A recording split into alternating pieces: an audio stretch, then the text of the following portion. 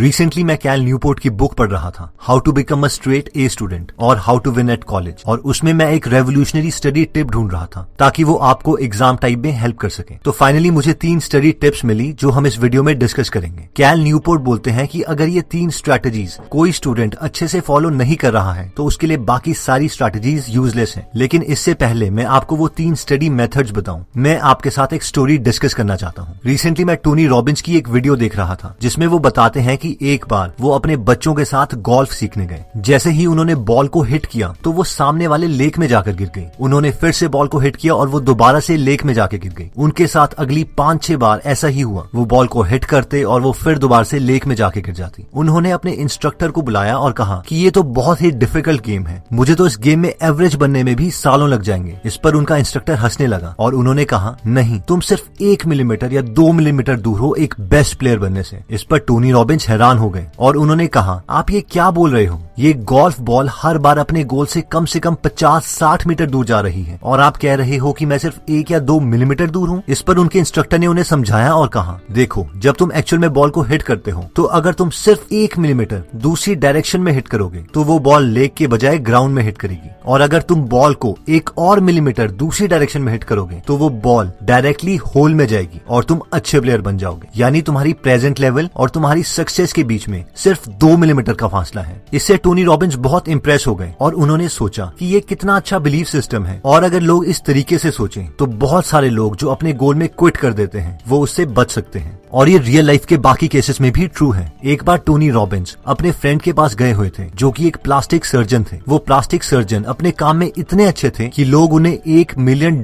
तक पे करते थे अपने फेस की सर्जरी करवाने के लिए, क्योंकि वो किसी भी बदसूरत इंसान को प्लास्टिक सर्जरी से बहुत ही अट्रैक्टिव बना सकते थे। जब टोनी रॉबिन्स अपने फ्रेंड के ऑफिस गए हुए थे तो उनके फ्रेंड अंदर ऑपरेशन थिएटर में सर्जरी कर रहे थे, और इसीलिए टोनी रॉबिन्स रिसेप्शन एरिया में उनके लिए वेट करते हुए वहां पर पड़ी बुक पढ़ने लग गए। वो बुक उस सर्जन ने लिखी थी ताकि वो बाकी सर्जन्स को अपने प्लास्टिक सर्जरी के मेथड्स के बारे में बता सके। उस बुक में टोनी रॉबिन्स ने एक बहुत ही इंटरेस्टिंग फैक्ट पढ़ा कि जो दुनिया की मोस्ट अट्रैक्टिव लेडीज हैं उनके अपर लिप और नोज के बीच का डिफरेंस उनकी आई की मेजरमेंट के बराबर होता है। अगर किसी विमेन के फेस में ये डिफरेंस 1 मिलीमीटर तक का है तो उसका एक एवरेज फेस होगा, और अगर ये डिफरेंस 2 मिलीमीटर या उससे ज्यादा है तो वो लेडी दुनिया के नजरों में बहुत ही अनअट्रैक्टिव होगी। यानी एक बहुत ही अट्रैक्टिव लेडी और बहुत अनअट्रैक्टिव लेडी के बीच में सिर्फ 2 मिलीमीटर का डिफरेंस है, और ये प्लास्टिक सर्जन सिर्फ यही 1-2 मिलीमीटर के चेंजेस फेस में करता था और किसी को भी बहुत अट्रैक्टिव बना देता था, और इसीलिए वो अपने प्रोफेशन में बेस्ट था। अब सवाल ये आता है कि हमने ये स्टोरीज डिस्कस क्यों की? इन स्टोरीज को डिस्कस करने का पॉइंट ये है कि मोस्ट प्रोबेबली हमने स्टडीज की यूट्यूब में इतनी वीडियोस देखी हैं सिर्फ इस उम्मीद में कि हमें कोई एक रेवोल्यूशनरी मेथड मिल जाए जिससे हम हमेशा मोटिवेटेड रहें, या हर चीज आसानी से समझ जाए, या इवन इस एक्सपेक्टेशन में कि सारा सिलेबस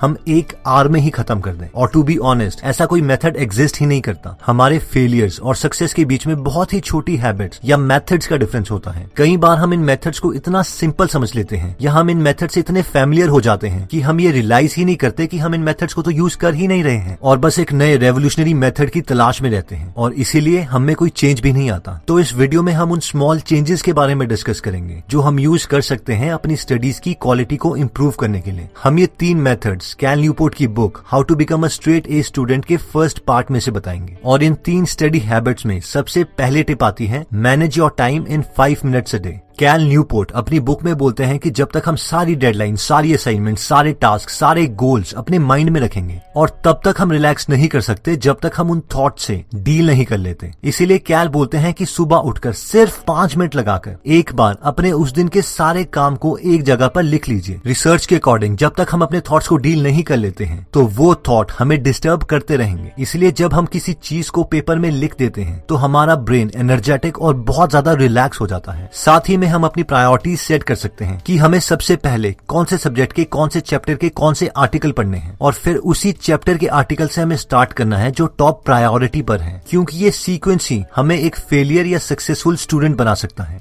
सेकंड टिप कहती है कि डिक्लेयर वॉर ऑन प्रोक्रास्टिनेशन, यानी बस डिसाइड कर लो कि मैं अब चीजों को टालूंगा नहीं और उन्हें कंप्लीट करूंगा ही करूंगा। अब हमने ये बोल तो दिया, लेकिन हम इसे करेंगे कैसे? इसके लिए हमारे पास 4 मेथड्स आते हैं। पहला मेथड कहता है keep a work progress journal. याद करो वो लास्ट टाइम जब आपने किसी इंपॉर्टेंट चीज को टाला था। शायद कुछ ऐसा एक्सक्यूज दिया होगा आपके ब्रेन ने आपको, यार इस काम को करने के लिए तो अभी मेरे पास सारी चीजें ही नहीं है, लेकिन मैं इस काम को कल कर सकता हूँ क्योंकि कल तो मेरे पास इस काम को कंप्लीट करने के लिए सारा सामान होगा। या फिर हमने खुद से कुछ ऐसा बहाना मारा होगा, यार अभी लेट भी हो गया है और मैं थक भी गया हूँ, अगर अभी इस काम को करता हूँ तो कुछ समझ में भी नहीं आएगा और टाइम ही वेस्ट होगा। इससे बेटर है कि मैं इसे कल सुबह स्टार्ट करूँ क्योंकि उस वक्त मैं एकदम फ्रेश भी हूँगा। मगर मेन बात यह है कि हम खुद से कभी ये एडमिट नहीं करते कि उस काम को हम टाल रहे हैं क्योंकि वो बोरिंग है और हम एकदम सुस्त हैं। कैल के अकॉर्डिंग इस चीज को ओवरकम करने का एक बहुत इफेक्टिव तरीका है और वो ये है कि हम सोने से पहले हर रात एक नोटबुक या ऐप में उन सब चीजों को प्रायोरिटी वाइज लिखें जो हम नेक्स्ट डे करना चाहते हैं। इसमें हमें सिर्फ 1 मिनट लगेगा और थोड़े दिनों के बाद ये एक हैबिट में भी कन्वर्ट हो जाएगा और ऐसा करने से हम अपनी प्रोग्रेस भी नोट कर सकते हैं। प्लस रिसर्च के अकॉर्डिंग सिर्फ किसी चीज को लिखने से हमारे उस टास्क को कंप्लीट करने के चांसेस कहीं ज्यादा बढ़ जाते हैं। नेक्स्ट स्ट्रेटेजी कहती है फीड द मशीन। आपने भी नोटिस किया होगा कि जब भी हमारे पास लो एनर्जी होती है तो हम उस वक्त हमेशा चीजों को टालते ही हैं, प्रोक्रास्टिनेट करते हैं। इमेजिन कीजिए कि आप बहुत थके हुए हैं, बहुत भूखे हैं, क्या उस वक्त आप फोकस होके कोई सब्जेक्ट पढ़ सकते हैं? इसका सिंपल आंसर है कभी नहीं। और अगर आप जबरदस्ती वो सब्जेक्ट पढ़ते भी हैं तो भी आपको कुछ याद नहीं रहेगा। और कैल न्यूपोर्ट भी यही कहते हैं कि हमें खुद को एक मशीन समझना चाहिए और इसे हमेशा अच्छा फ्यूल देते रहना चाहिए। रिसर्च के मुताबिक जब हम लो एनर्जी स्टेट में होते हैं तो हमारी विल पावर ऑलमोस्ट 0 होती है और हम चीजों को जरूर टालते हैं। अपने को हाई एनर्जी स्टेट में रखने के लिए हम 3 चीजें कर सकते हैं। पहला, हमें कोई भी मील स्किप नहीं करना है, चाहे फिर हमारा कितना भी बिजी दिन क्यों ना हो। ऑब्वियसली हमें ओवर ईटिंग भी नहीं करनी है। सेकंड, हमें अपने को हमेशा हाइड्रेटेड रखना है, यानी अपने पास पानी की बोतल रखें और हर थोड़ी देर के बाद, प्रेफरेबली 45 मिनट्स के बाद पानी पीते रहें। थर्ड, खाने को एनर्जी के लिए खाएं, ना कि अपनी सेटिस्फैक्शन के लिए, यानी हमें ऐसी चीजें खानी है जो हमें दिन भर कांस्टेंट एनर्जी दे, जैसे कि पीनट्स, फ्रूट्स, वेजिटेबल्स या कोई भी कॉम्प्लेक्स कार्बोहाइड्रेट्स का सोर्स। अगर हम किसी ऐसी चीज को खाते हैं जिसमें शुगर की क्वांटिटी ज्यादा है तो वो हमें थोड़ी देर के लिए हाई बर्स्ट ऑफ एनर्जी देगी और उसके बाद वो एनर्जी एकदम डिप्लीट हो जाएगी, खत्म हो जाएगी और फिर हमें दोबारा से भूख लगने लगेगी।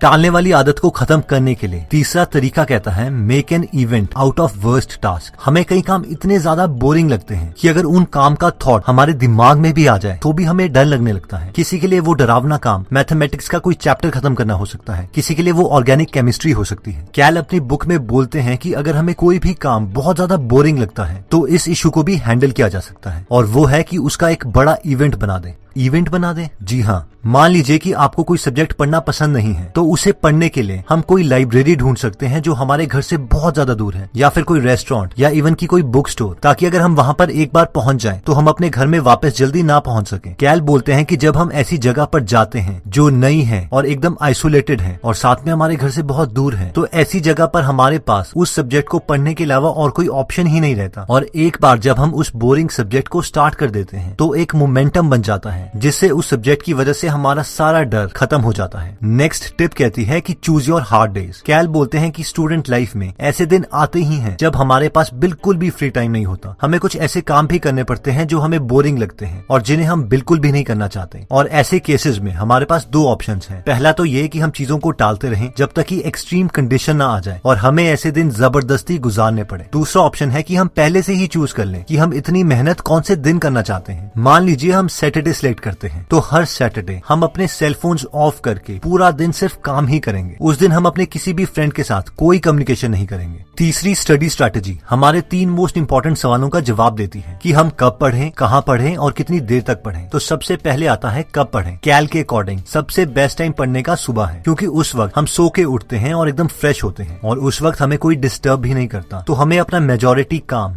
डिनर से पहले ही खत्म कर लेना चाहिए। इवन अगर हमें दिन में क्लासेस के बीच में 1 आवर फ्री मिलता है तो हमें उस वक्त अपना सेल फोन ऑफ करके उस टाइम को भी यूटिलाइज करना चाहिए। कैल के अकॉर्डिंग नाइट टाइम में उतनी अच्छी पढ़ाई नहीं होती, खासकर अगर हम अपने हॉस्टल में रहते हैं, क्योंकि उस वक्त सारे फ्रेंड्स जागे हुए होते हैं और हमसे सोशल होना चाहते हैं। वैसे मेरे पर्सनल एक्सपीरियंस के अकॉर्डिंग बहुत से स्टूडेंट्स नाइट टाइम में भी पढ़ के बहुत अच्छा स्कोर कर लेते हैं। इसलिए आप इस टिप को यूज करने से पहले खुद को भी एनालाइज कर लीजिए कि आपके लिए क्या काम कर रहा है। अगला सवाल आता है कि कहाँ पढ़ें। इसमें कैल बोलते हैं कि जितनी अकेली जगह हो उतना बेटर है, और मेरे एक्सपीरियंस के अकॉर्डिंग भी ये एकदम ठीक है। हमें ऐसी जगह जाना चाहिए जहाँ पर हमें कोई डिस्टर्ब ना करे, जहाँ हम अच्छी सेल्फ स्टडी कर सकें। जगह जैसे कि ऐसी लाइब्रेरी जहाँ पे कम से कम स्टूडेंट्स आते हो, या एक बिल्कुल अकेला रूम, या अगर आप हॉस्टल में हैं तो अपने फ्रेंड्स को बोलिए कि रूम में बाहर से ताला लगा दें, और फिर आप काफी टाइम तक आइसोलेशन में पढ़ाई कर सकते हैं। नेक्स्ट सवाल आता है कि कितनी देर तक पढ़ें। इसमें कैल बोलते हैं कि हमें हर एक आवर के बाद ब्रेक ले लेनी चाहिए, और इनफैक्ट ये सवाल उन्होंने काफी टॉपर से भी पूछा था और सबने यही जवाब दिया कि वो 1 से 1.5 घंटे के बाद हमेशा 15-20 मिनट का ब्रेक ले लेते थे, ताकि उनका माइंड फ्रेश हो जाए। उस वक्त हम वॉक कर सकते हैं, लाइट एक्सरसाइज कर सकते हैं, कुछ भी करिए, बस स्टडी से थोड़ी देर के लिए दूर जाइए। मैं दोबारा रिपीट करता हूँ कि सिर्फ थोड़ी देर के लिए स्टडी से बाहर जाइए, ये नहीं कि फेसबुक में हम दोबारा से टाइम वेस्ट कर रहे हैं। तो दोस्तों, इस वीडियो में हमने देखा कि सक्सेस और फेलियर के बीच में